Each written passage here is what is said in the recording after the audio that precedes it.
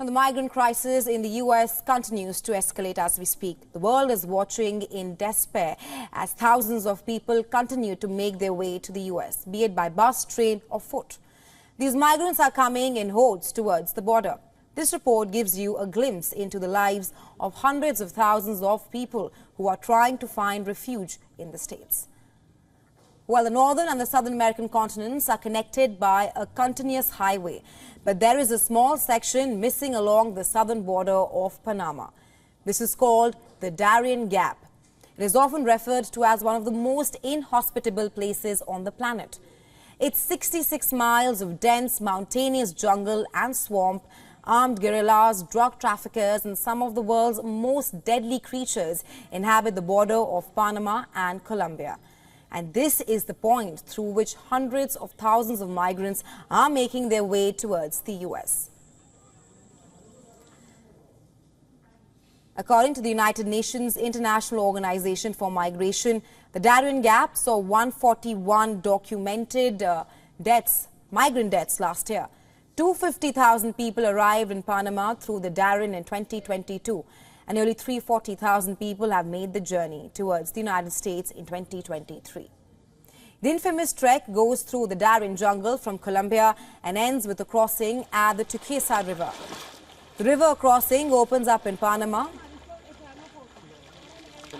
Now, Bajo Chiquito is the first Panamanian village where migrants arrive after their journey.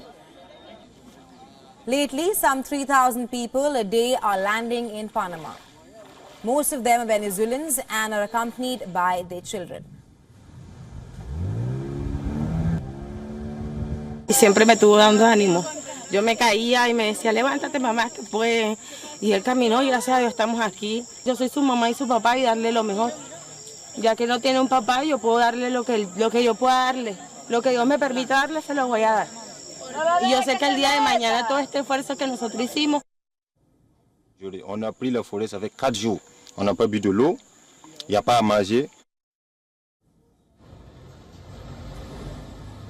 Now, reaching the area Bajo Chiquito is only one step off the way. The migrants have to travel all the way to Mexico to have a shot at crossing the border. Reaching by foot is the only option. Another is the train route. Families with young children sleep on top of cardboard boxes and tents under bridges and wait for trains.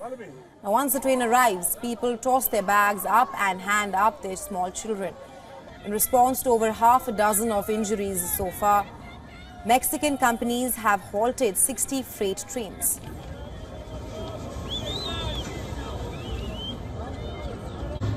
Estamos a la espera del tren que va hasta cerca de la frontera o hasta Torreón, creo que es donde nos va a dejar. Y pues estamos todos ansiosos esperando el tren para poder seguir nuestro camino. Well, migrants are also making their way to Mexico City to find an easier way to reach the U.S. border. But the way for a ticket is resulting in street camping. Migrants are putting up their tents near bus terminals, waiting for an opportunity to board a bus to the U.S. border. Around 9,000 migrants are arriving at Mexico's southern border every day, and around 3,000 of them have traversed the dangerous Darien Gap.